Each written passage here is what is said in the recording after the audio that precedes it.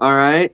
Yo, what is up, everyone? I know we only have like one person in here right now, but for everyone watching after the live stream is done, welcome to the Scream Things podcast, all things horror, where we talk about a whole bunch of brand new movie updates or like reviewing movies live. But today I am here with our special guest, Horror, and we are talking about the brand new sequel or legacy sequel in the brand new I Know What You Did Last Summer movie coming out July 18th. So, welcome. Thank you so much for having me on. Yeah, no problem. Now, we usually do some topics. Overall, we'll talk about a whole bunch of different things throughout. And I feel like the one we should talk about first is overall our thoughts on like the trailers, the story, the cast members. So, if you Yeah. want, you can go first and explain your thoughts on the movie so far and what we may want to see in the future. Yeah, definitely. So, what I really like about the trailer is it hasn't actually let too much away. Um, in my opinion, it hasn't given you too much of an insight of what is going to necessarily spoil anything or be the complete storyline. So, I've really enjoyed actually what they have brought out so far, and I do have quite high hopes for it.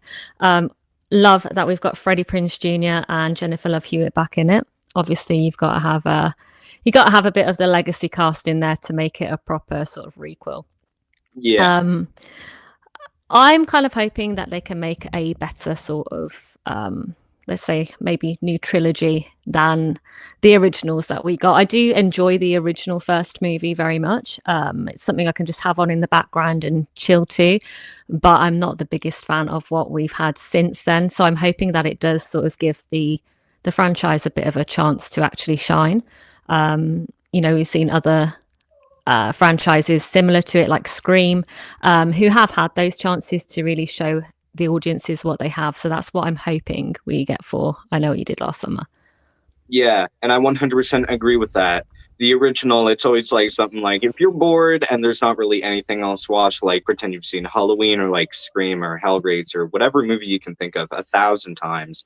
I Know What You Did Last Summer is always there on like your watch list. You can just put on, have it in the background, listen to it. It's a fun time. The other movies, however, I was not a big fan of. I still know was a little bit worse than the first one. I didn't think it was great. I didn't think it was good. I thought it was like mediocre overall. Always Know, I thought it was horrendous, Yeah. absolutely terrible.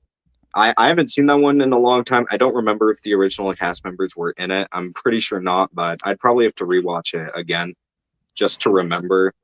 And I hope this doesn't happen with the new sequel where the movie franchise gets progressively worse over time. And I hope they pull off some newer tricks to make this not feel old, but still new and bring this franchise to a newer audience like Scream and Halloween and Texas Chainsaw did with their legacy sequels that came out. And I hope this one still stays true to the original, but obviously adds a whole bunch of new characters. Interested to see what Madeline Klein is going to do as the main character, considering she's only been in like sort of rom com drama TV shows, not really anything horror specifically, except for like 2 seconds on Stranger Things, but that's really it. So Yeah, it I'm will I'm definitely be interested. interesting to Yeah. see her. Yeah. I think it is her first horror role, so maybe after this one she's gonna expand more into different horror films, maybe be in like Scream 8 or something if they ever do that. Which That would be was cool. rumored. Mm. Yeah.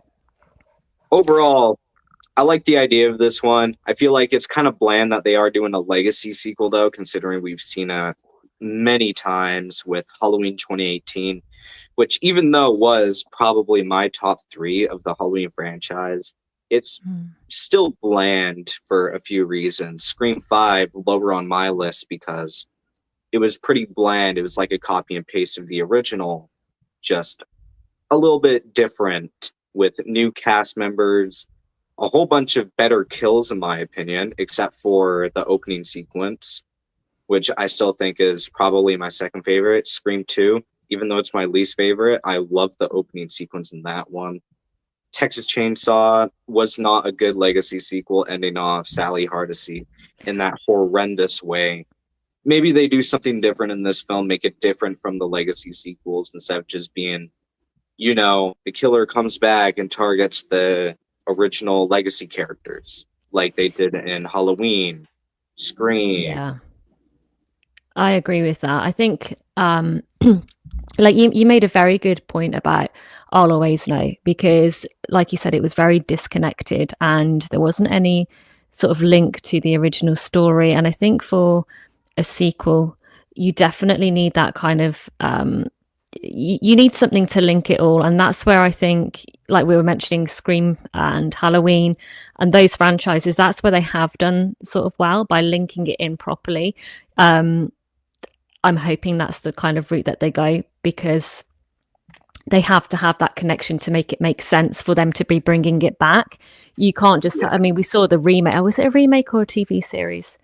I didn't actually personally watch it because I had no interest in it, but it was very, you can't just bring something back that's not necessarily connected, because it's not going to get the audiences, it's not going to get people gripped into what is actually going on, and you might as well not call it the title of that actual franchise because it's got nothing to do with it,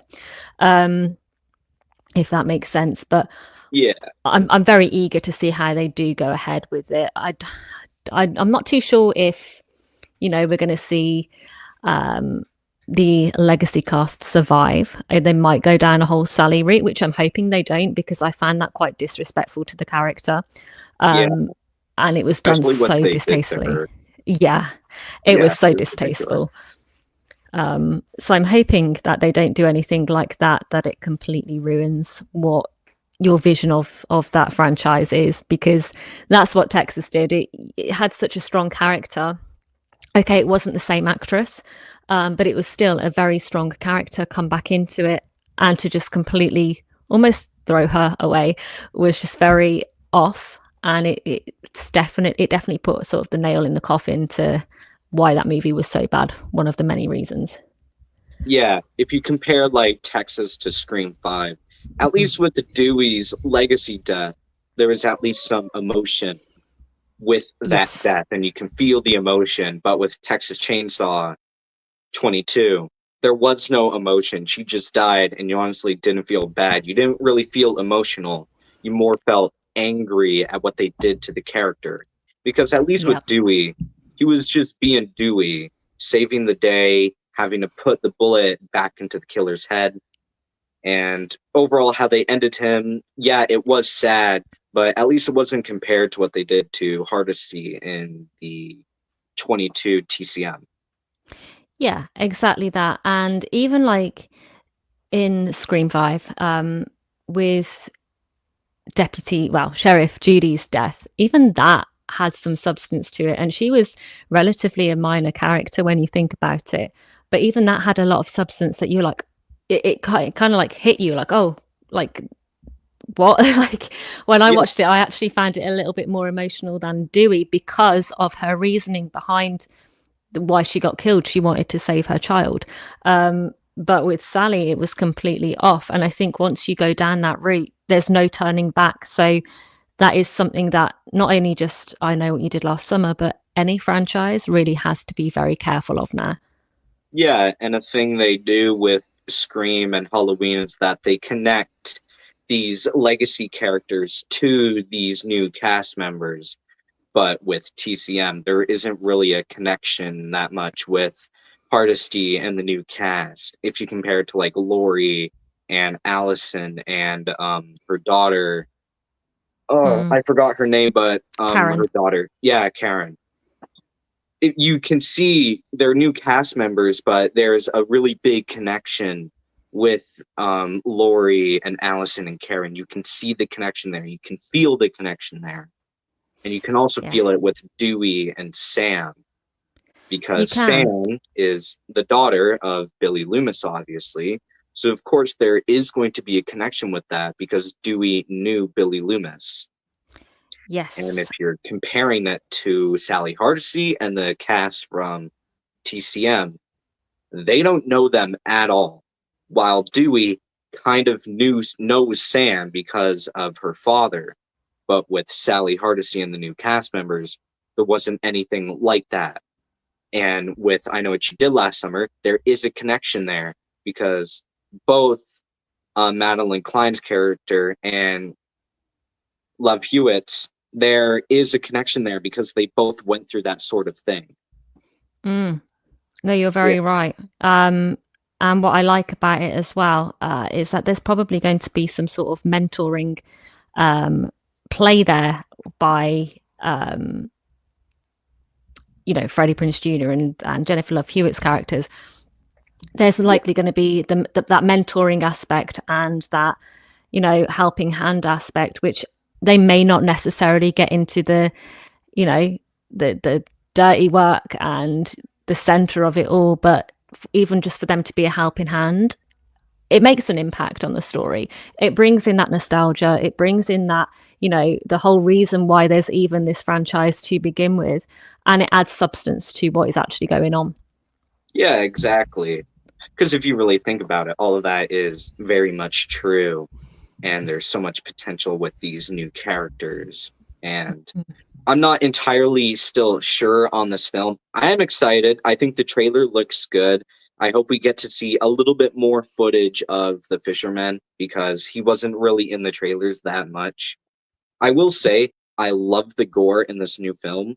The first kill in like the first 20 seconds of the first trailer that came out a few months ago, I thought it was really cool and interesting.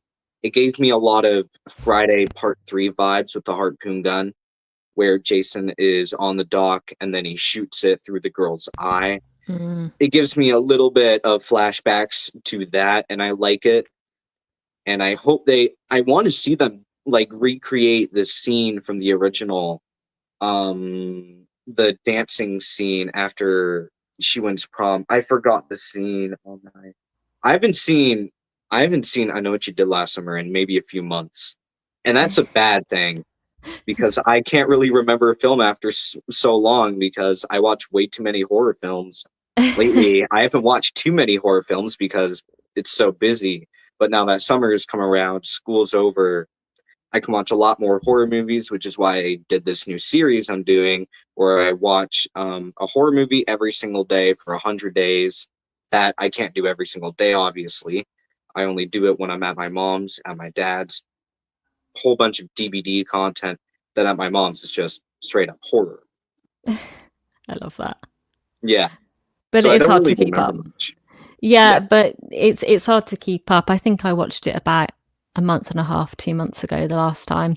And even from that, that's to me is relatively short because as you said, there's so many horror movies to watch. But even I'm like, I don't remember sort of everything on the top of my head. But yeah, like for example, so many horror announcements are coming out right now. New announcements from Jason Universe regarding Camp Crystal. New information about Saw and like Blumhouse buying the rights for Saw. And then there's a whole bunch of new movie trailers coming out. Megan's already out. Squid Game's out, so everyone's on that right now. Yeah. Final Destination Bloodlines, Clown in a Cornfield, Superman, Fantastic Four. You can think of anything. There's so much to keep track of in the movie industry. You can't really focus on one specific franchise.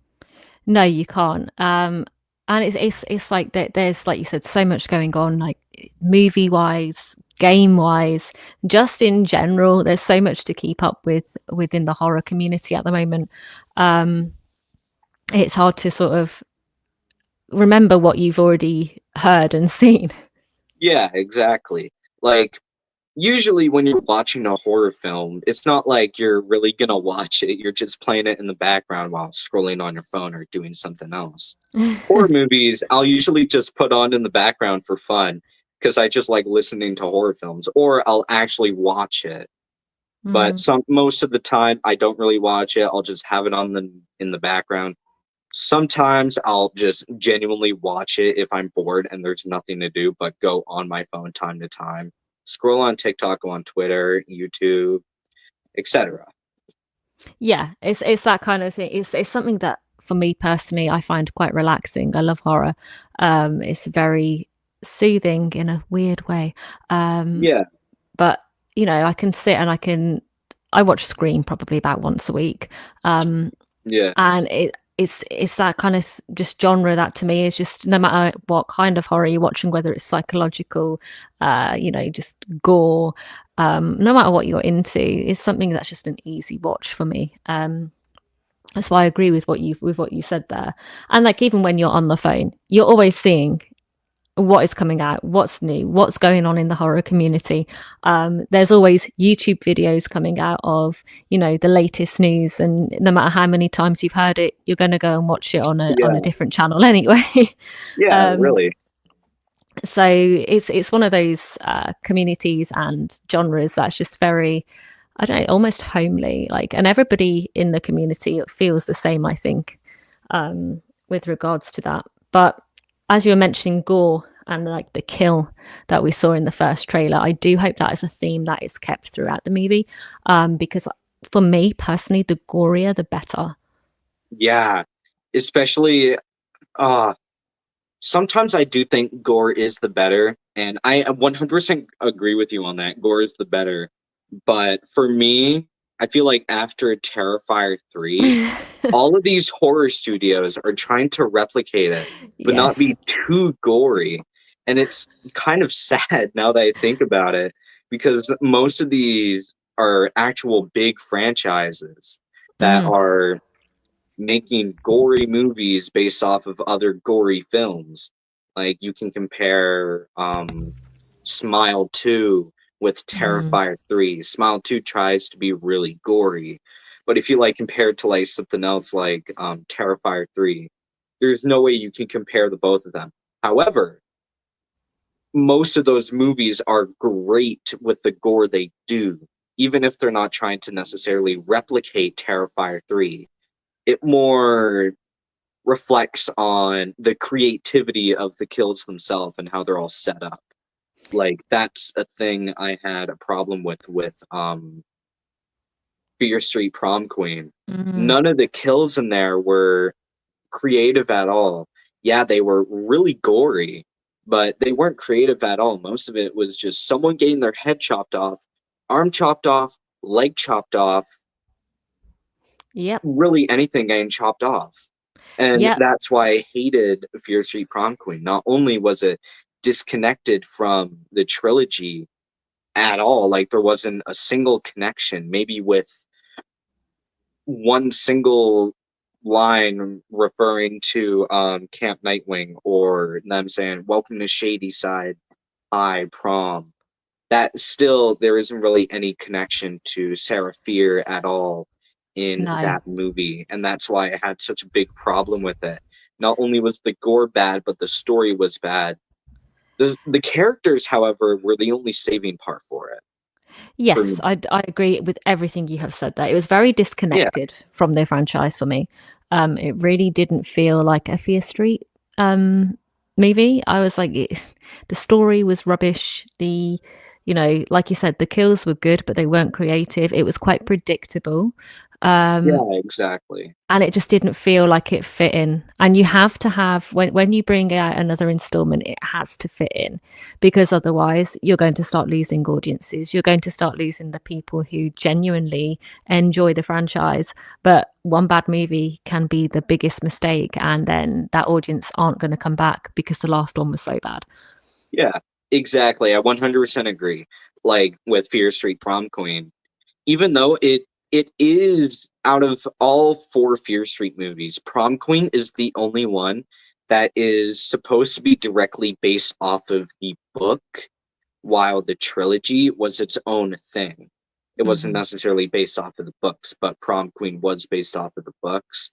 But I feel like if you're going back to a franchise that was made on its own and there wasn't really a connection to the books at all, it's going to be very hard to make a movie out of that, especially with Prom Queen, because it's supposed to be based off of the books. And going back to what you were saying there about if it's very like disconnected and it's so different from what we're used to, it can destroy the movie. And the same could be said for Scream 6.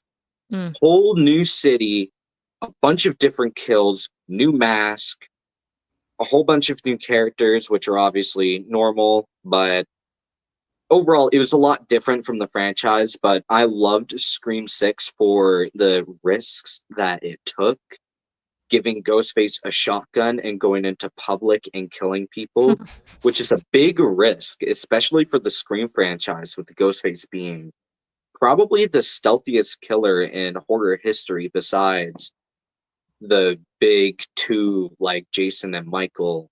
Ghostface is probably up there in the most stealthy, and they completely ruined that with Scream 6.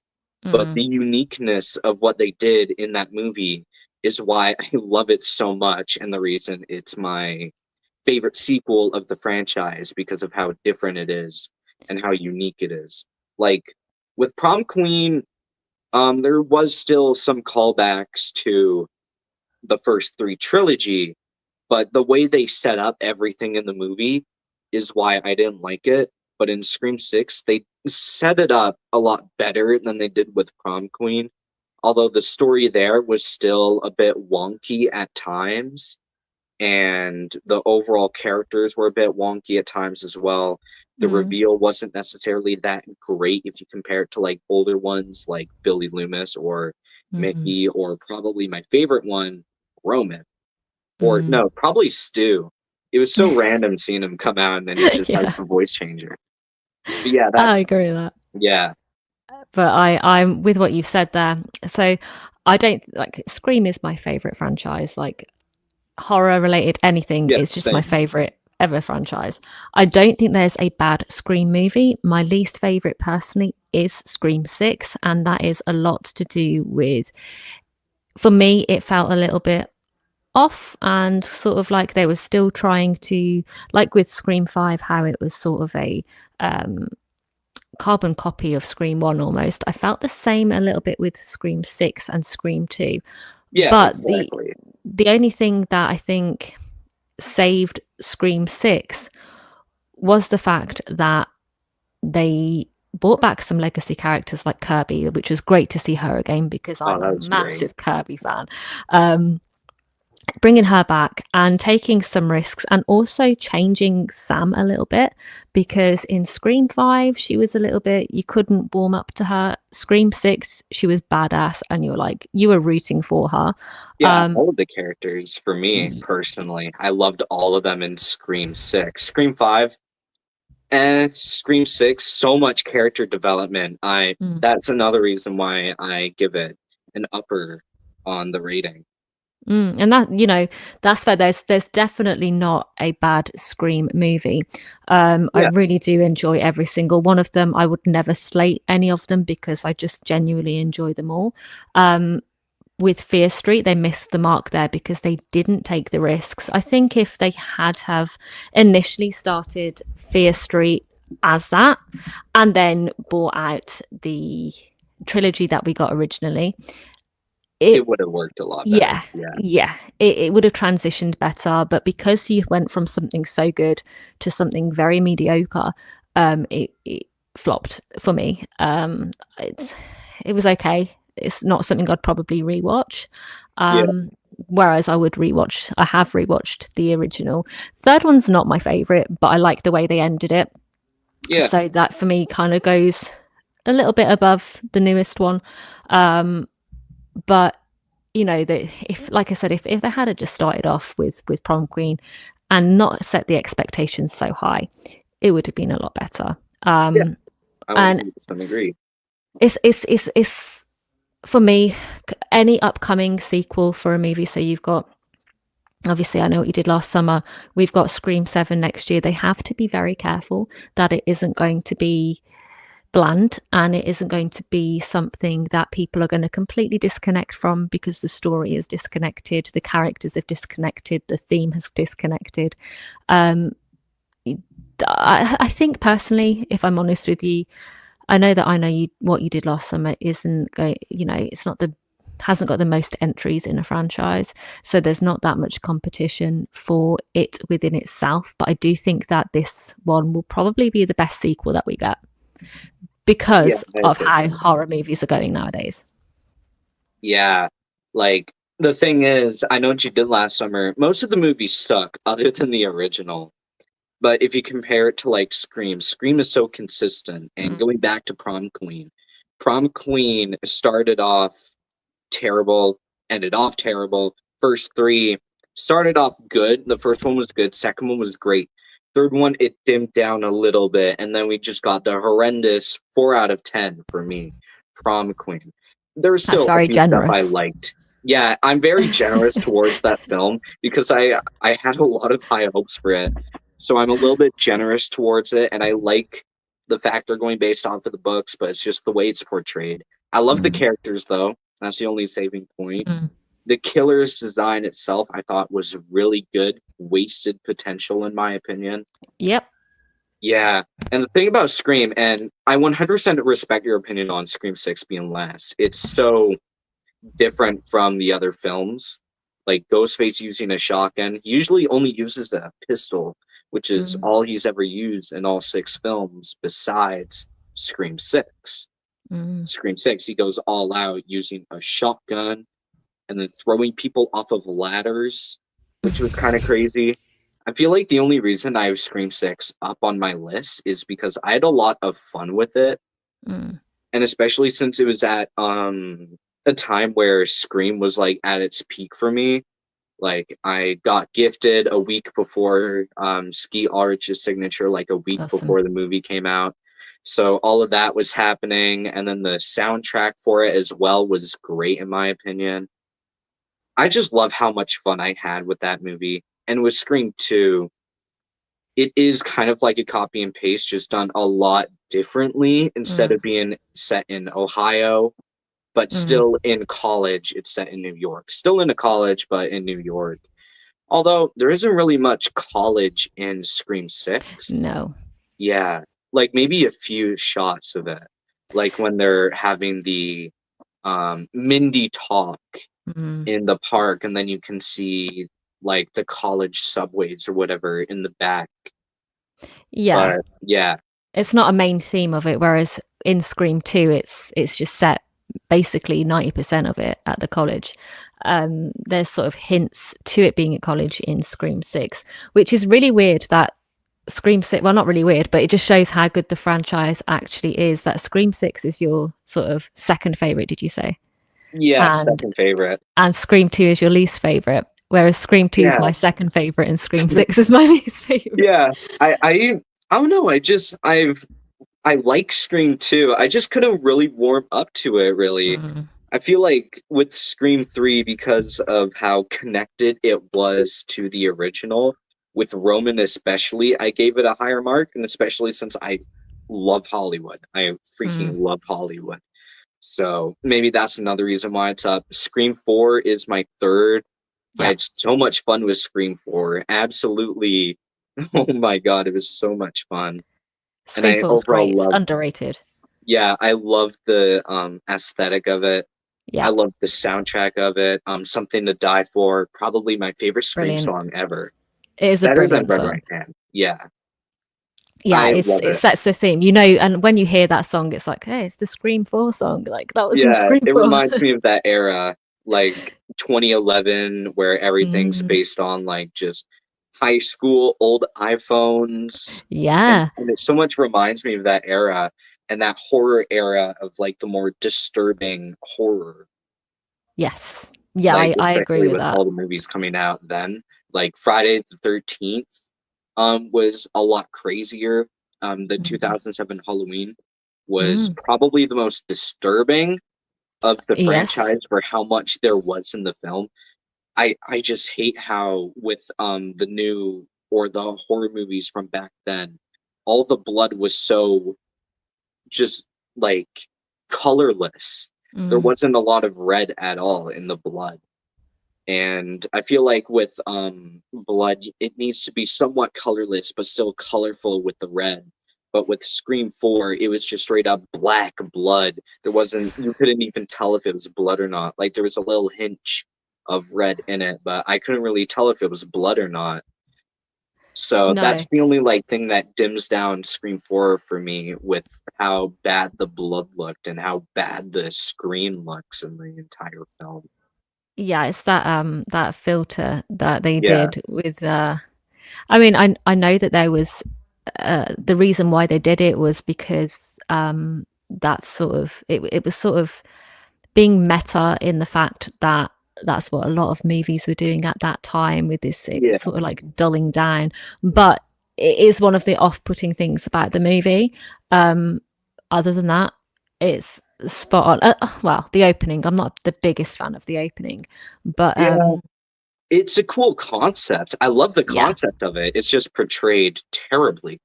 And that could yes. be same for Scream 6. I love Scream Six's opening. I love the fact that they reveal who one of the killers Mm, are in the first 2 minutes of the film.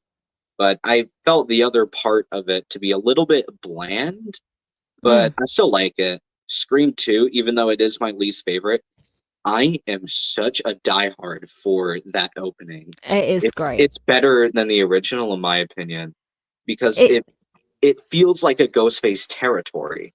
Yes, and it put Yeah, you, especially if you were, I mean, I wasn't quite old enough at that time to go to the cinema to see it, but it put the audience who originally went to see it in the exact same position as what the people who were being killed were being put in. And that was very clever. I thought the way that Wes Craven and Kevin Williamson put that together, it was spot on because it hit people. It made people feel a bit uncomfortable then in their surroundings. So then for the entire movie, they were sort of like on edge, I would imagine. Um, so I thought that was very clever. And I think the opening to Scream 2 is definitely one of the strongest openings in the entire franchise. It definitely stands out, yeah, which again with the upcoming installments, they have to make sure that they don't they've got to learn from the mistakes from especially the previous two movies that were sort of made there. Any franchise has to learn from the mistakes. Um, yeah, that no franchise is perfect. Every franchise, every movie has its faults, but it's the learning from it and the going forward to making it an impressionable movie that matters. So it will be interesting to see where these future installments of these franchises do go, and exactly how they are going to play on what we have seen previously within that universe. yeah, exactly. Like, the only reason why I hate Scream 3, and it dims down the points for me by a lot, is the opening. Mm, There's no uniqueness at all with the Scream 3 opening. Like, it's just Cotton's wife getting killed, and then or girlfriend, and then he gets killed. That's literally all it is. But with Scream 4, I give it credit for trying to be unique, making a movie within a movie within a movie. But with mm. Scream 3, there is no real uniqueness in it.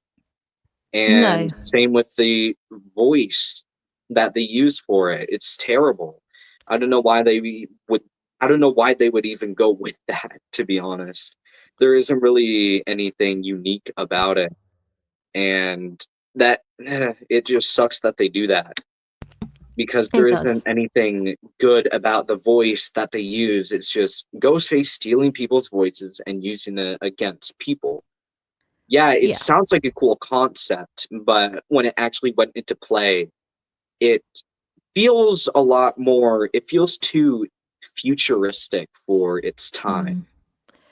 Yes, and I Yeah, mean, I think now it is a bit more believable than what it was sort of in 2000 when it came out. It's a little bit more believable that that could happen, but it was very ahead of its time. A bit like Scream 4 was ahead of its time, but in a different way. Um, Sorry, that's my cat playing with his toy. I do uh, apologise if you can hear I have my that. cat in here as well, just chilling on my bed. um, but it's one of those things that although it feels a little bit more realistic now, it's still not quite 100% accurate. And that's is one concern of mine for Scream 7. I know it's not supposed to be a Scream sort of stream, but I can't help but talk about it sometimes. I do apologize. Yeah, Um, I can 100% agree. I'm so worried about Scream 7 because I want to enjoy it, but with all of the news we've gotten for Scream 7, it makes me feel less excited because it feels like they're just trying to bring all of these new people in. And even though they have Kellen Williamson not only directing it, but making Scream 8 as well, I just hate the fact that they had to ruin all of that and say, oh yeah, Skeet, Matthew, and Scott are coming back for their roles. I was like, oh wow, that's so cool, but like, why would you reveal that? Because I'm gonna give Scream 5 credit here and Scream 6. Well, not really Scream 6 because we kind of knew it was coming, but Scream 5, no one knew Skeet was going to be in that film as a cameo. Absolutely no one knew.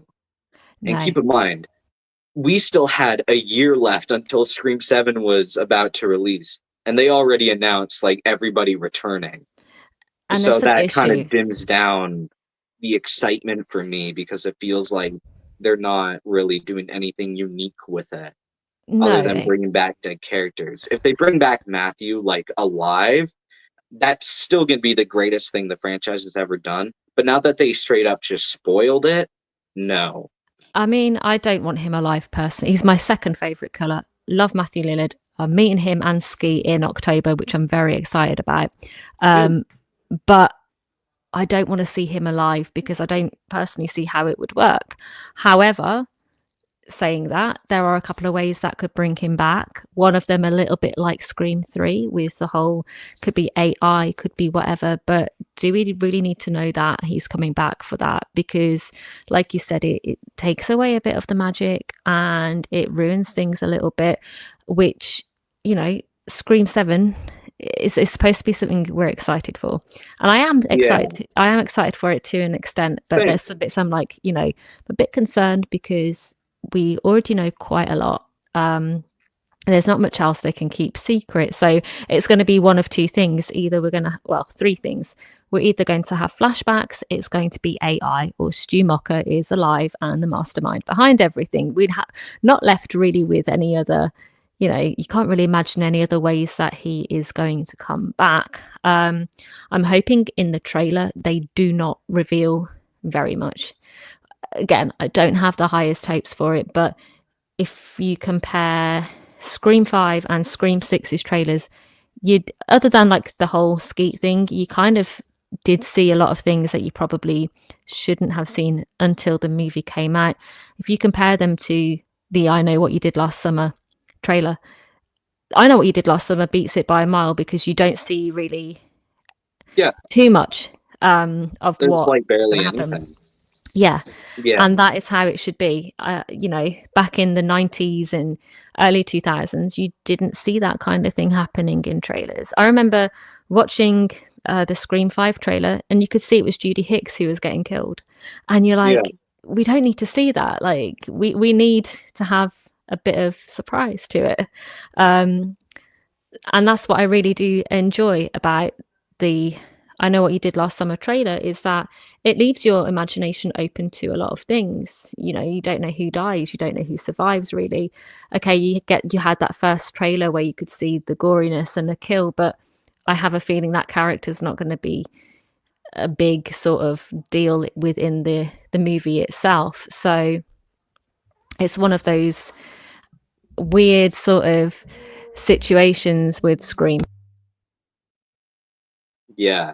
Like, the thing is, with all of these newer movies coming out, they're revealing a lot, but then there's these select movies that don't reveal anything at all. Like, I Know What You Did Last Summer. There is some footage seen in that, but we have no clue who the killer would be. We have absolutely no clue whatsoever. Like, I have no clue who it could be because they don't really show much in the trailer. No. Final Destination Bloodlines, the first trailer that came out, they didn't reveal anything other than a scene. And then, spoiler alert for anyone that is watching, even though it says 0, you never know. Someone could be watching. The stream could be wrong. It is like that. Eric Campbell dies, but not in the scene that we were shown. No. Because in the second trailer, he supposedly... Wait, you've seen Bloodlines, right? Oh, I have, yeah. Okay, yeah. I just need to make sure. But he gets killed by, obviously, the MRI machine. But in the trailer, he's either getting killed by a truck or he's getting killed in the tattoo shop. So it's like, is he going to die or not? Because I was so confused when he like walks away and then the car passes by. It obviously didn't look like he was dying there, but it still like got me confused and stuff. Yeah. And same could be said for like I Know What You Did Last Summer. We don't have a clue on who's dying yet. Like when she said at the end of the trailer, this one girl is like, "It's so beautiful, I could die," and then it shows the next scene. I'm pretty sure it's blonde hair, but it could be Madeline Klein running away. I'm not entirely sure on that yet, but either way, still with Yeah. Prom Queen as well, they already revealed the killer in like the first trailer. Like Yeah. there's one specific scene where the killer says, "If you mess this up for me, I will kill you." And that's literally a line the killer would say. Mm. So after that scene in the trailer, I knew right away she was the killer. And then, oh wow, she's the killer. I watched the film. No way, she's the killer. How exciting is that? Totally not predictable at all. Totally. I Yeah. still hate that. Oh yeah, I hate it as well. Like, I don't mean to go back to Scream, but even in Scream 5, you knew that Amber was going to be one of the killers because she's set on fire. You could see the back of Sydney's head, and you could see what she was wearing being set on Yeah. fire. You're like, you know who that is just from the other scenes in the trailer. So they have to be really careful. But like you said, with particularly the Final Destination one, that really threw me off. I was actually kind of rooting then for him to not die because he was a very Yeah. good character. But he was just tempting with death the Yeah, entire movie. He was so funny. he's brilliant, and Yeah, he becomes really lovable, and you don't I want him to know. die.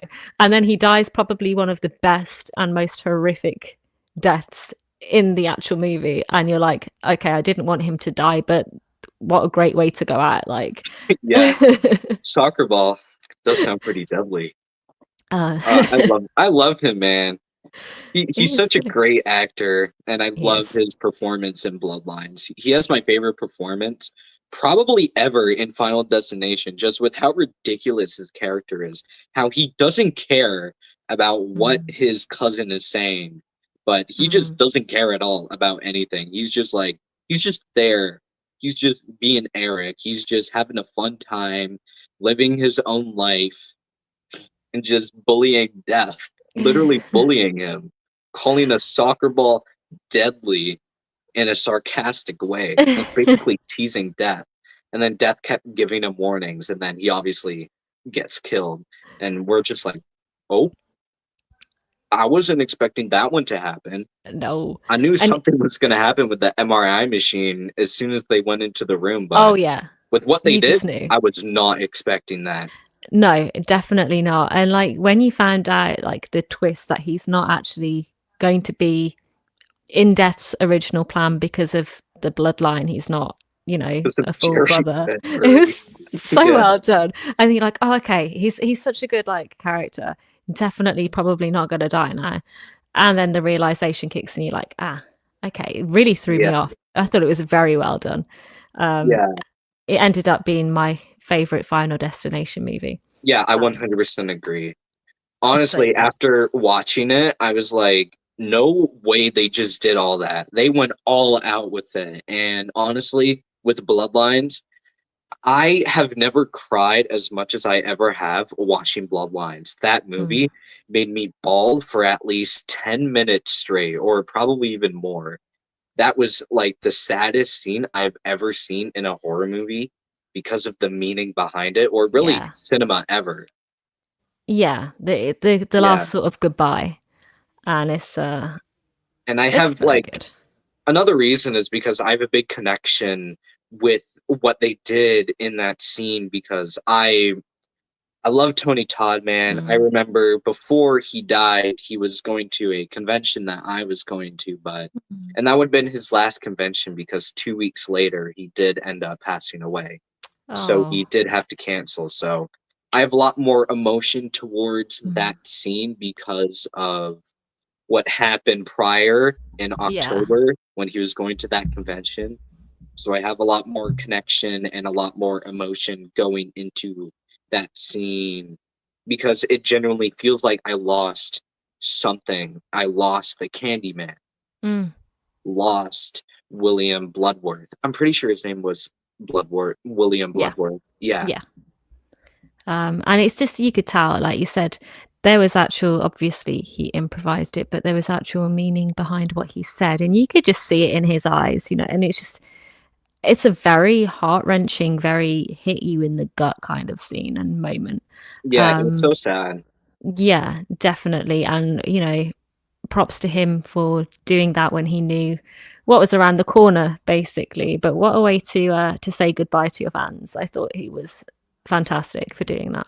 Yeah, and it was a great way to end off his character. What they did was fantastic. It I was. love what they did to Bloodworth's character and his origin, and how they ended off his character and gave him a final goodbye. And it really shows how great Bloodworth was as a character and how helpful he was to everyone around him, and Yeah. how good he is at surviving death. Yes, Like, he's exactly been that. avoiding that for since he was a little kid, which is Yeah. kind of crazy. And the way that they just sort of blended it all in and made him have a connection to even the newer characters, it was very beautifully done. Like you said, very good send off for him. It ended his story very well and very nicely. And is probably going to go down in history as one of the finer horror moments in a movie. Yeah, I actually do put that in my top 10 because of the emotion behind it. And that says a lot because I have mostly classic horror scenes in my top 10. Mm, Obviously, probably ooh, that's hard. I might have to go with for my top 10 like maybe obviously the reveal in Scream, and then I'm gonna have to go with the entire kitchen scene in Scream, so oh that's yeah. two.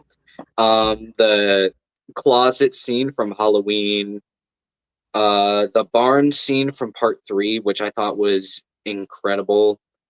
Um, obviously Friday. I would have to go with the shower scene, obviously from Psycho. Yep. I'm gonna have to go with Bloodworth scene from Bloodlines. Probably the Wendy Darling Light of My Life scene from The Shining. Mm, There's a lot of good ones I could put up there, but Bloodworth scene because of the connection to it and the send off and impact on the audience and the characters as well. Well, actually, not really. The characters have no idea who he is, but no. it's more just the impact on the audience and what it had on the audience. It's going to go Mm. down in history. And every single time I watch it, I at least shred at least one single tear. Even in the next 20 years, I'm probably going to be watching that and probably still going to cry. Yeah, It's just great. it is one of those moments that's gonna, in 20 years' time, people are still going to be talking about it because, like you said, he's the Candyman. He's had a huge impact on the horror genre, and the franchises he's been in. You couldn't have done them without him. Yeah. Um, Even if somebody else portrayed those characters, it wouldn't have been the same because he had a certain way about him. That sort of shone and you warmed up to him, even if sometimes you shouldn't be warming up to him because he's supposed to be the bad guy. Um, but he had a certain persona and you can't beat that.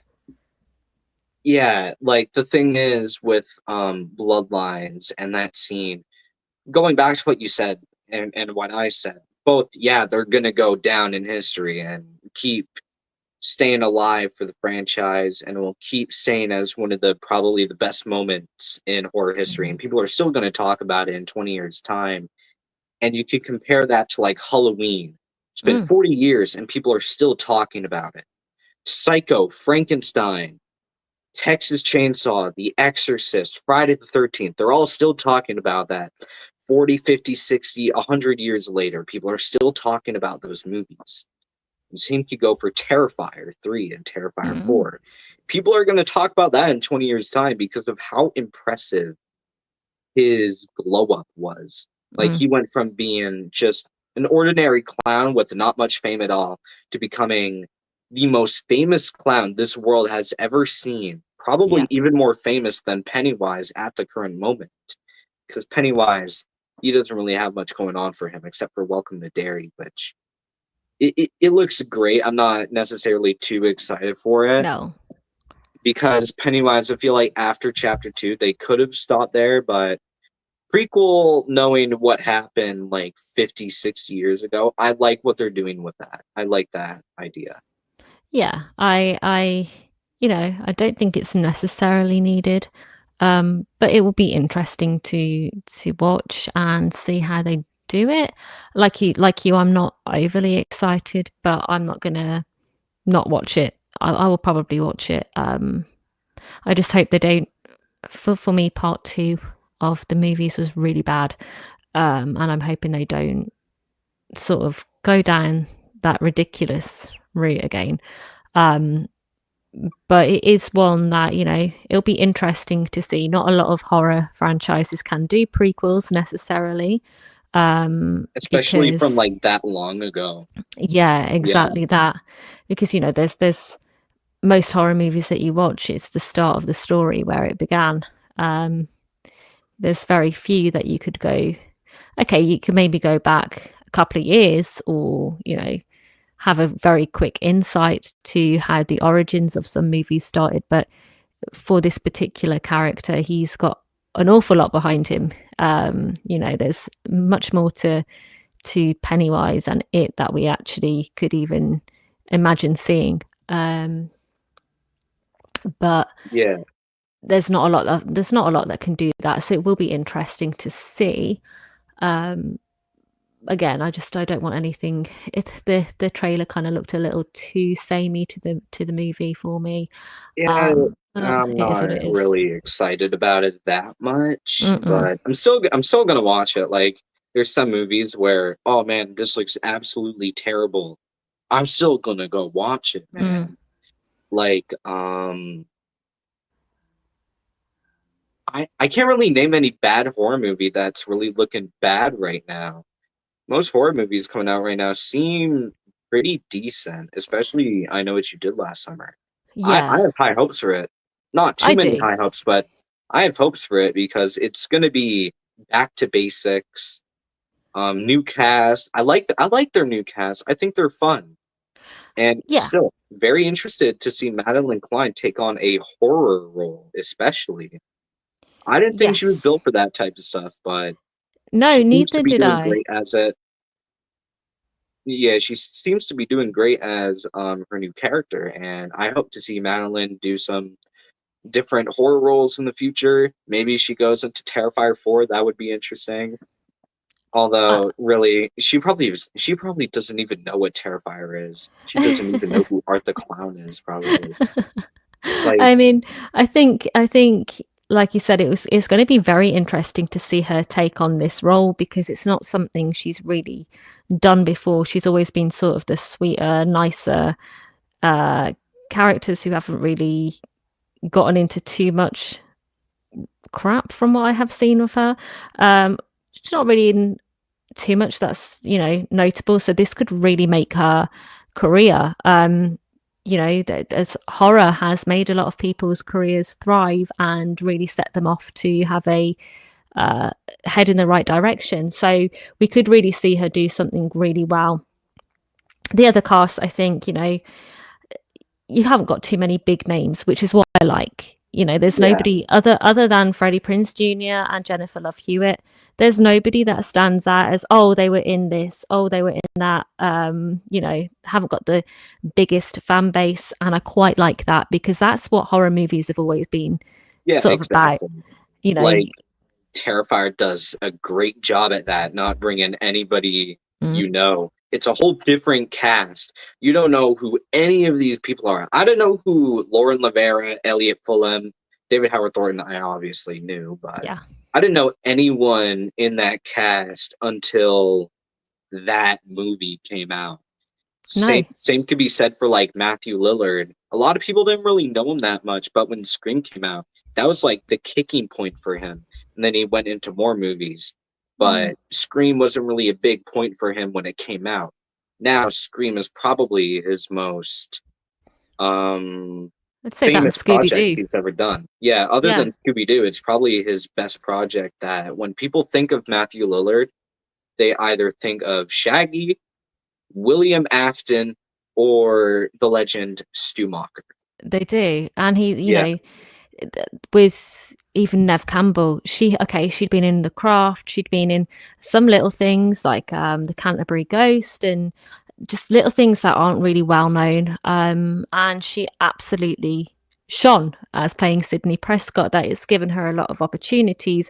I think it was the right decision because I can't imagine Drew Barrymore being Sydney Prescott personally. oh man, And I don't think that the franchise would be where it is now if a yeah, bigger name had have taken it on. that's another thing.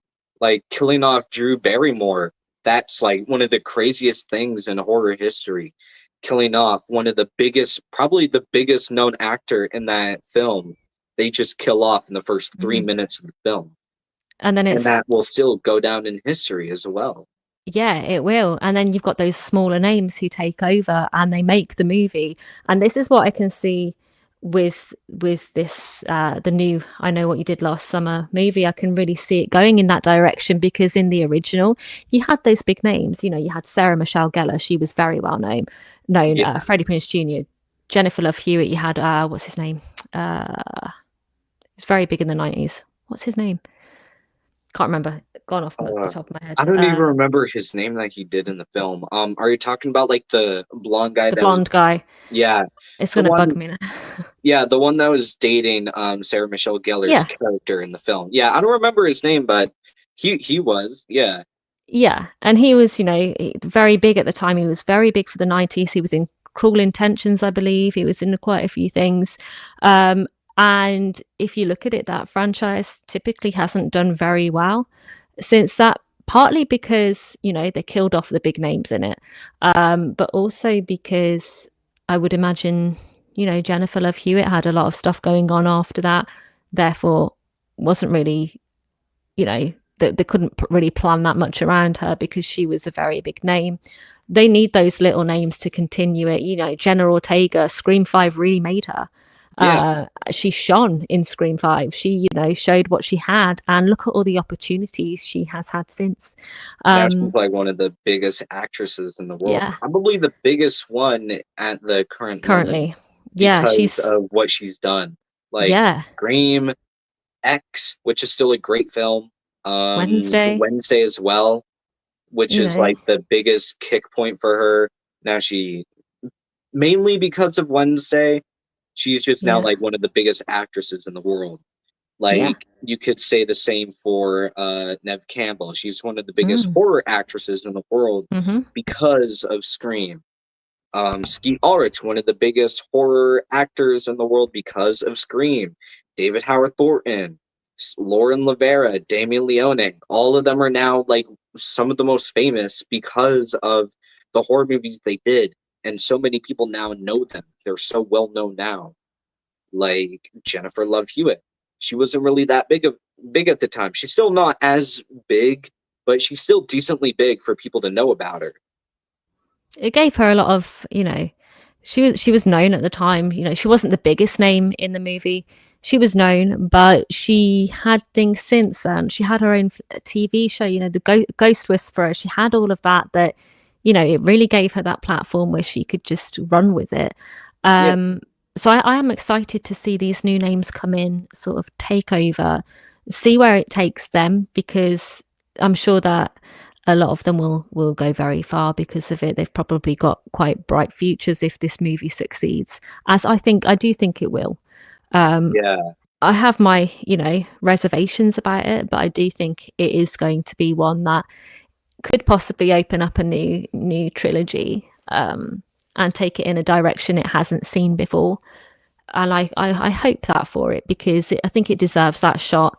It'll be interesting to see who the fisherman is. Is it going to be a returning character? Is it going to be, one of the newer characters that we see come in?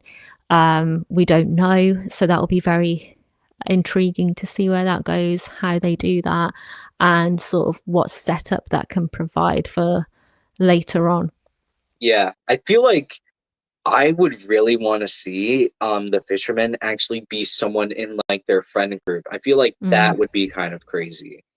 Yeah, Like, I would like that as well. yeah, that would be a very interesting one. Like, maybe I'm not sure what the entire plot is based on yet. I'm not sure what causes them to get targeted yet. I'm pretty sure it's going to be the same exact thing as they do in all the other films and the original film. I'm pretty sure it's going to be the same exact thing, but I hope they do something different with that. Like Scream Yeah, 5 opening sequence, literally like the original. The just a ending, little the twist. original. Yeah. Yeah. And I feel like it would be interesting to have the fisherman be someone in the friend group instead of being like all the other films and being someone that they have no idea who he is. Because Like, that was like the first one. It was just some random guy, and you're like, yeah. And then the story is actually told and it ends up being the guy from the first 5 minutes of the film. yeah, Or no, more like the first 10 minutes of the film. 20 minutes actually. But like it's quite then underwhelming. after they realize, oh my god, it's that guy that we threw into the lake and they found his body. Then it's like, oh yo, it's that guy. Why is he the killer? Why not make it more interesting? Have And same somebody could be seeking said for like, revenge, or yeah, Scream 3. Roman was barely in the film, yet he's still somehow my top 3 favorite killers because of the story behind his character. yeah, and that's it. It's if you have that story there, then you shouldn't have any issues with the portrayal of the characters and where it's all going to go. So I hope there's some substance there. It will be interesting to see if it is, one of their friends, the motive behind it, why they're doing this. Is it sort of the one that's, going really 90s here, but maybe a friend in the group who's a bit pushed out of the way, made fun of a little bit, and they snap? Or is it going to be that it's somebody just with a sick, twisted mind in their friend group? I would like to see it be one of them, though. Yeah. Although that's just me though. That's just me. I feel like if they want to be unique, they could go in that route. And then because of how unique it is, maybe the movie like blows up or somehow, and then Madeline Klein ends up getting requests for different horror roles. Like going back to Scream, Matthew Lillard. After Scream came out, there wasn't really much going on for him. He did 13 Ghosts, and then he also did like Hackers and Scooby Doo and a lot of other stuff. But as the years went on, he eventually gained more fame for being Stu Macher in the original Scream, and then he got assigned for the role in Five Nights at Freddy's as William Afton. And even though he was in the film for only a few minutes, that was one of the other kicking points for him, because now not only did that movie make over $200 million being based off of an indie horror game, now that movie is getting a sequel based off of the second game, which I've been a fan for the past like 10 years. Yeah, 10 years in like maybe 3 weeks. But I'm super excited to see what they do in FNAF 2. I don't know if you've seen FNAF yet. Have I you? have. Yes, Yeah. I have. I quite enjoyed it for what Yeah, it was. I love it. I love it because of I'm just being a little bit biased because I've been a fan for 10 years, but I love what they did.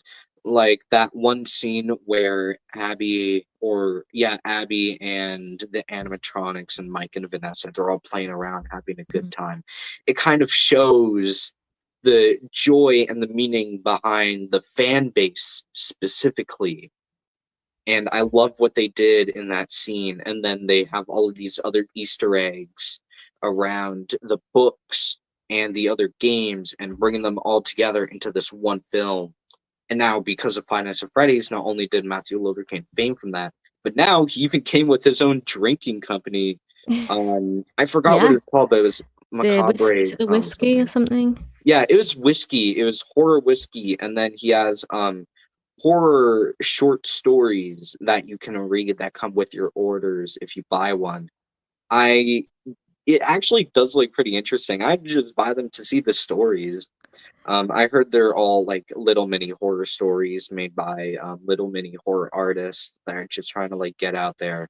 And Matthew Lillard, because of Scream, now he's like supporting everything horror, and his whole career is now mostly involved around horror. Mm. And now he also did Killer Cakes, which is hosted by him, which is a horror cake show, I cooking haven't show. seen that. Yeah, I think it's on Prime Video. I'm pretty sure it is. It's hosted by Matthew Lillard. It's basically like think of really any cake show, like that Netflix one. Is it Nail cake? It. I think Oh. yeah, I think it was Nail It. I don't remember, but think of that, but all the cakes are actually good and it's all cake themed. So he did that, and now he's returning in FNAF 2 with Skeet as Yes. Henry Emily, which I'm so excited for.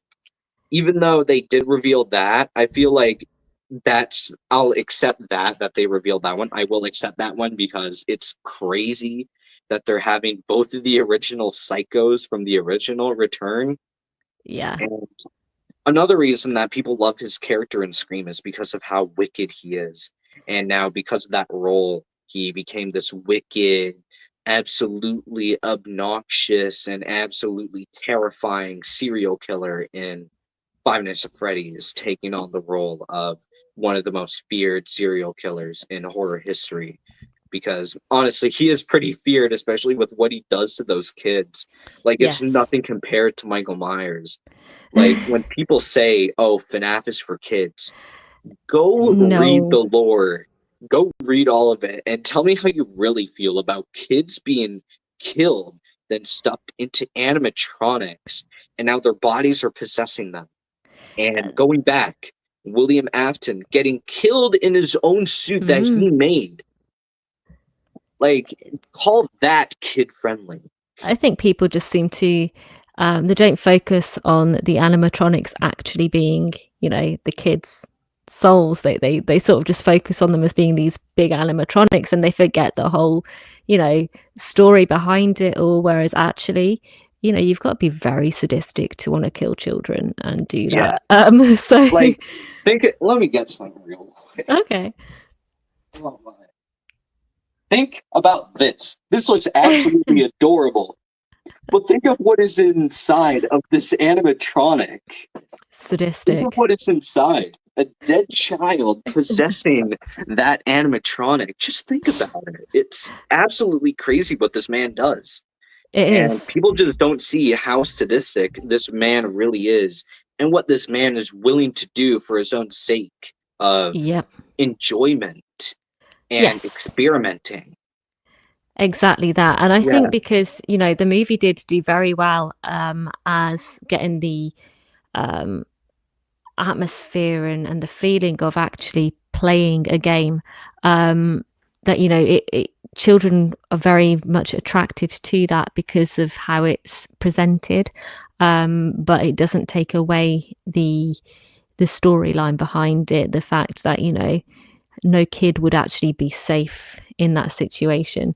And it's just this man going on like his normal life, you know, hiding in some animatronic suit himself. It's very weird, and it's very, you know, people say about Art the Clown killing a child. Yeah, he killed a child, and we saw the aftermath of it in Terrifier 3. But you know, But this dude like, was focusing on children.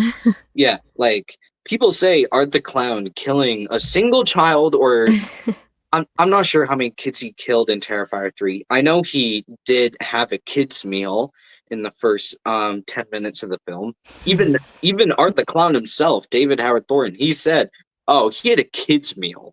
And that's what he calls the little girl, a kids meal for Art the Clown. And they think he's also like terrible for killing like maybe 2 or 3 other kids in Terrifier 3. But compare that to Chucky, bro. He's been hunting this little kid since he was 6 years old, and now he's almost 50 years old, and he's still hunting him. Well, not really that much anymore, but like. But he's still going Still. after children and Yeah, and he's been minors. doing that for 50 years. Art the Clown's only been doing that for maybe a year. Yeah, And like exactly. William Afton, he's killed at least 100 kids, maybe. Honestly, I don't even know how many Easy. kids he's killed, but easily William Afton's gonna go down in history as a child murderer. Same with the Grabber. Look at the Grabber. Grabber is way more worse than Art the Clown will ever be. Mm. This man literally kidnaps children and befriends them, then kills them. Like that Yep. man is horrendous. There And you go. going back to Madeline Klein maybe getting fame from I Know What You Did Last Summer and moving on to different horror films. Mason Thames as Finney Blake in The Black Yeah. Phone. He did an incredible job, and now he's moving on to make a sequel for it.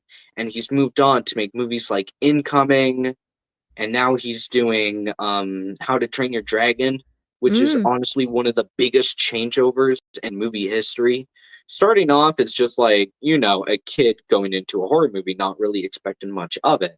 And now he's moving on to make straight up a remake of one of the most beloved kids movies of all time, How to Train Your Dragon. The change in that is crazy. It's only been a few years since The Black Phone came out, and now Mason Thames is probably like the most famous kid actor of all time at the moment. Yeah, exactly. And look at the opportunities he has had from one horror movie. Yeah. Now, I don't usually acknowledge comments that much, but I will now. Flet is in here, so welcome on. Hope you're having a great day, Flet. We are over here chilling, talking about really a whole bunch of other topics other than I Know What You Did Last Summer. There's not really much to it, but there's so much to talk about in the horror community, and there is. Like we're talking about like Scream and how different it is from like Scream 2, Scream 6, how they're all different. Talking about legacy sequels and how I Know What You Did Last Summer can be completely different from all of these other legacy sequels and hopefully take a different range and approach into that type of sort of era. Like, there's so much we've talked about. It's crazy. But yeah, hope you're having a great day, Flet, and thank you for hopping on in. And TCCK is also in here, so what is up? And yeah, we're all just chilling in here. So, is there any other topics you would want to talk about regarding I Know What You Did Last Summer? I mean, the one thing that I would like to sort of touch on, I guess, would be, of course, we've got the Fisherman Killer. Is there anything different that you personally would like to see with the killer at all? Ooh. Or do you want it just to be the same as what we've had and sort of stick down that route? Honestly, like the thing about the first 3 films is that he usually sticks to his hook. He doesn't really stick onto anything else. Like Candyman, he uses his hook the entire time through all of his films. And the Fisherman, yeah, he uses some different weapons time to time. But I would really like to see him take a different approach in weapons and take some creativity into his kills, like Art the Clown using bleach for a kill. I would have never guessed someone to use bleach as a kill in a horror movie, but Art the Clown makes it work with all of that creativity. Damien Leone is crazy with how creative his kills are in his franchises. And with I Know What You Did Last Summer, I hope they take at least a creative approach into their kills, unlike Prom Queen, which still sucks that it wasn't that creative. But yeah. I'm going to be generous towards that film because I understand what they try to do, and I hope I Know What You Did Last Summer it takes a different approach. Instead of being its average, I Know What You Did Last Summer. These kids make a very, very bad mistake, and they don't own up to it. They don't own up to their mistakes. And they try to hide it away and move on with life. And then the killer ends up coming after them and taking revenge on the mistake that they made last summer. But with this new one, I hope they take a different approach with the story there. And they maybe make it not a revenge story, but make it more someone saw them do it, Mm. and they Yes. feel like that's so wrong what they did. Like, who maybe the killer was like, "Yo, what these kids did last summer was utterly terrible. Just leaving the man left for dead in the ocean, and then he goes back, saves him, and then he gets ready to go on a killing spree and try to kill all of these kids and get revenge for this man." I feel like that Yeah, would be an interesting topic. I Because agree. even though it's not really that unique, it's still different from the first three. Still know, always know, and I know. It might not be like unique, like you said, but it would be unique to the franchise with them stepping away from that. I agree with you that we need to see a little bit more of creativity when it comes to the kills, when it comes to not being a sort of revenge sort of plot line, and rather a stalkerish sort of trying to figure out the reason behind it. Who could it be? Sort of a Yeah, mystery sort of aspect to it. I'd like to see that, and get a little bit more creative with the kills. The reveal. I'd like to see be a little bit more creepy ooh, rather yeah. It than. was. It wasn't that good in the first film, even though No, it's it such a wasn't. great film. I still give the first one like a solid 9 or a 10. The reveal is like the only thing holding back the film, and the Mm, killer isn't even in it that much. And I feel like that's going to be a problem with this new film. In the yeah. new film, he's not really in it at all. In the trailers we've seen so far, I barely even seen him. The only actual time I saw him was his feet. That's all I Mm. saw. Or the ending of it where he's slashing in a bar, like a fish bar or something. I would absolutely love to see a fishnet kill, maybe. Oh, that would be awesome. Like they're all walking around, or he's walking on the bay, like one of the friends, and then he pushes them into a net, goes into Mm. the station, traps them inside of it, and lifts it down, and then they start drowning inside of it. Maybe there's some like deadly fish under there, and then they start biting him through the fish nets. I feel like that would be an interesting kill. That would be. Yeah, getting creative like that, like is very. It can determine a good sort of killer from a bad killer. Yeah, Um, like it would be interesting, I think, to see him sort of treating them like they're like his prey almost, and reeling them in, literally and metaphorically, reeling them into, you know, his sort of traps and sort of getting behind it all. But like what you mentioned, there would be very interesting to see. Um, there's so much that they could actually do without yeah, it being so bland. like with the trailer especially, like using that like grapple hook thing, and it goes Mm. through the man's body, and then he starts pulling him towards him, which I thought was really unique. Yes. Using a gun on someone, and then it pulls them closer towards you, and then uses his hook to finish him off, which is like the definition of creativity, Mm. because he's using other fish equipment to kill his victims. Maybe he Yeah. uses a fishing rod as a kill. Like maybe Oh. they're like swimming in the ocean or something, like a couple or whatever swimming in the ocean, and then he uses a fishing rod and throws it at him, and the actual like hook on the fishing rod goes through one of their eyes or something, Oh, and then the other one gets like super scared and starts running away. I feel like that would be interesting. I don't that think they've would. ever done a fishing hook kill ever, like a No. fishing rod. No, I don't think they have.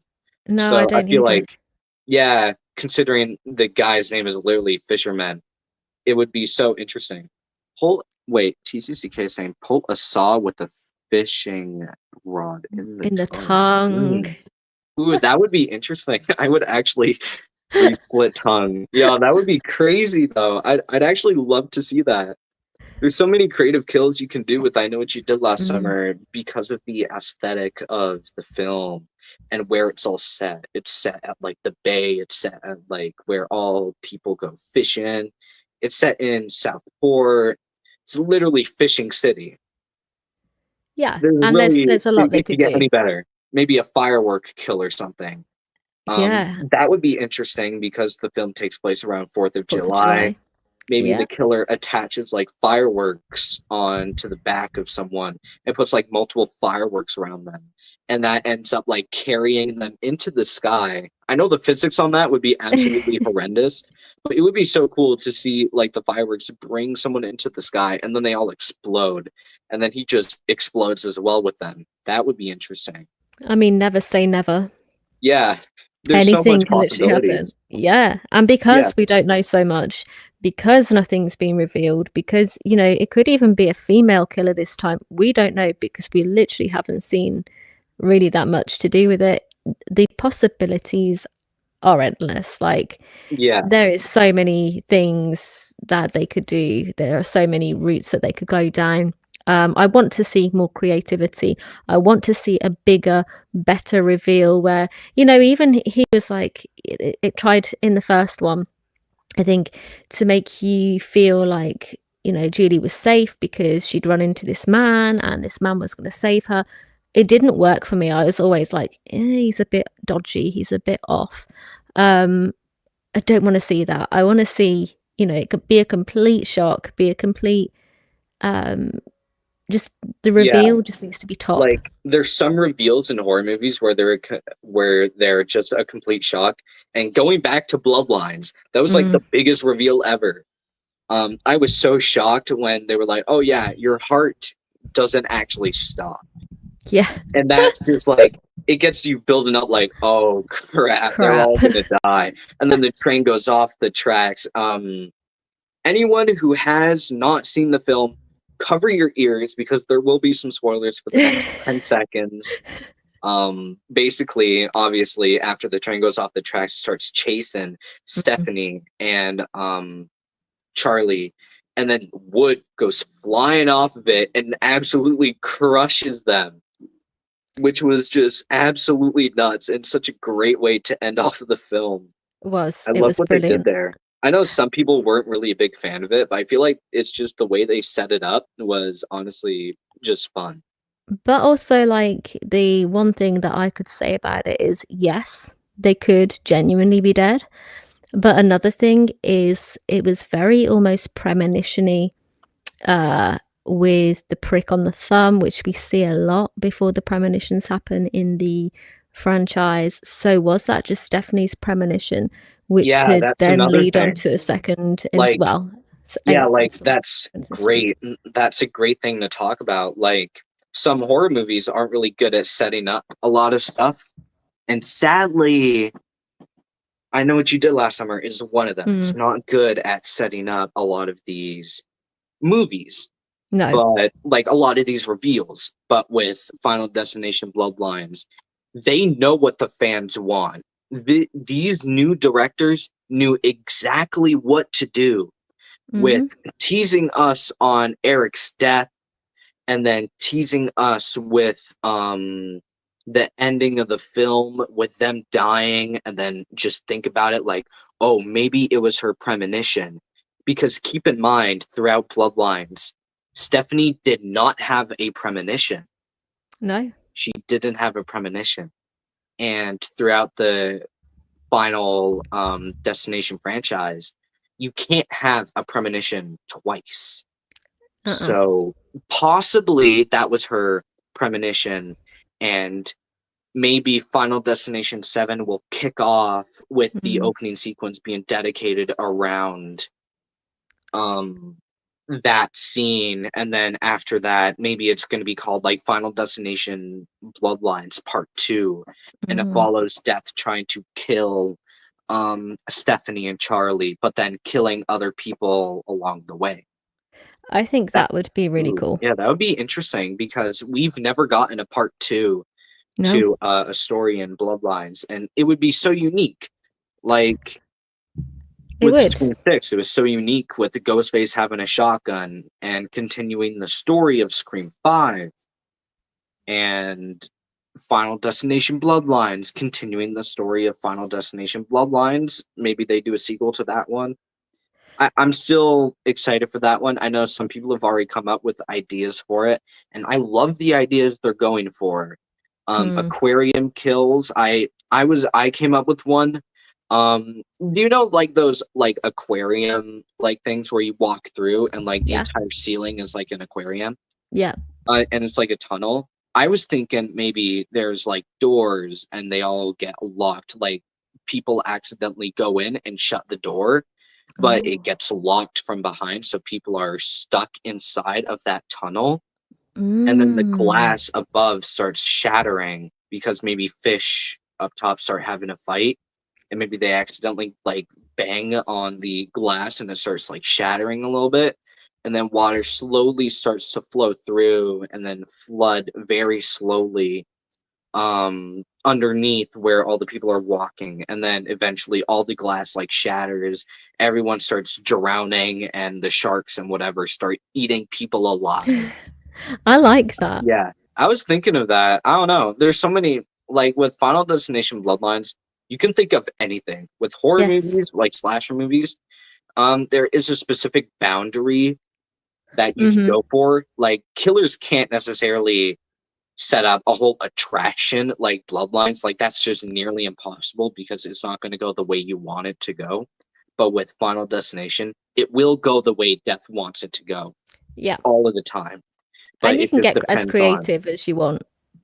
yeah, it just depends on what these people think of doing to survive. It all depends on them and how they're Yes. going to stop all of that from happening. But And also really, because then you, sorry, all good. because you can't see death, you can't touch death. You know, it's a lot harder to defeat. So when you, whilst you've got a Michael Myers, you know, a Ghostface, a Jason, where you can try and escape from them, you can physically fight back. With that franchise, you can't do that. Um, Yeah, so yeah, it's very exactly. different.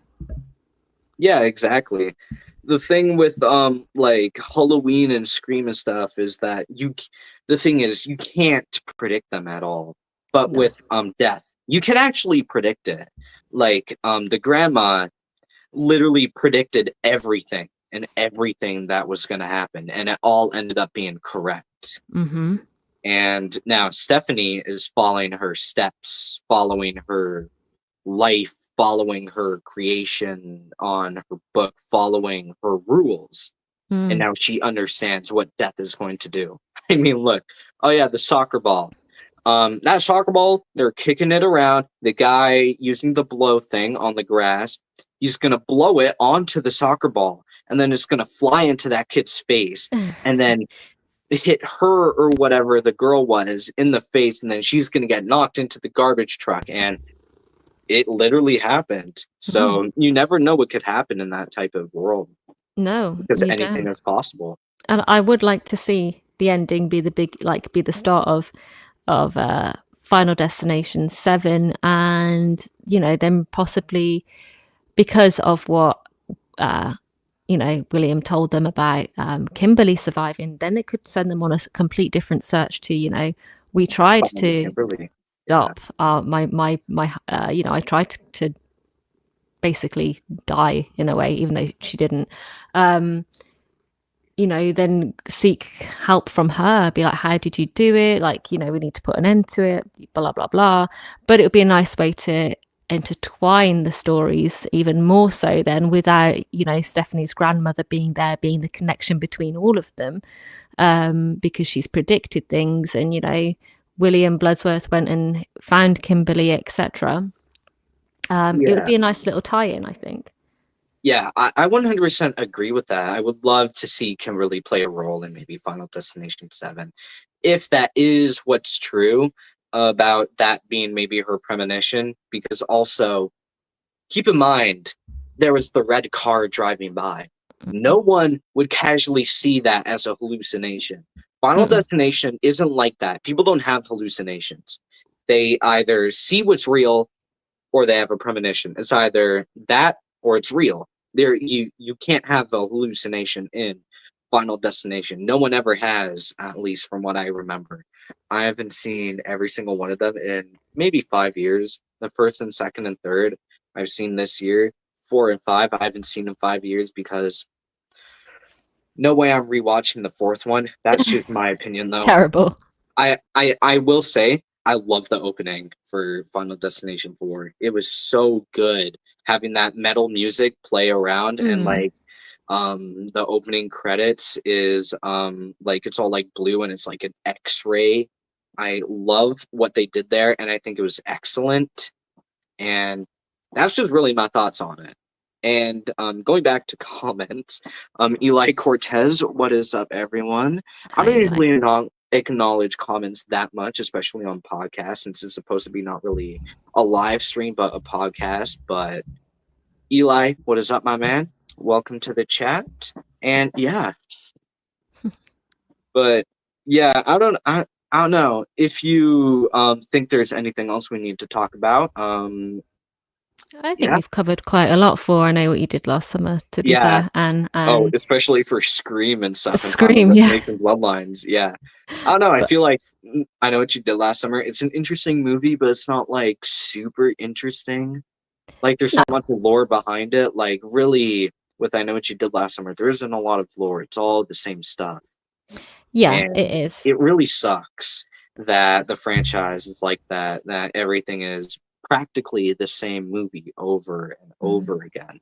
But this is where they have the opportunity to change that. Yeah, but with Scream, it's always something new. Final Destination, especially Final Destination, it's always something new. Like, there's so much stuff you could do with Final Destination, and they absolutely went off the records with Bloodlines and took everything they could in the Final Destination book, and they all brought it to life. The skyline building falling down and everything else. It was great. I hope they do a 7th movie. They haven't actually said anything about it yet, but hopefully they do something like that. Personally, I hope we don't get a sequel to the new I Know What You Did Last Summer.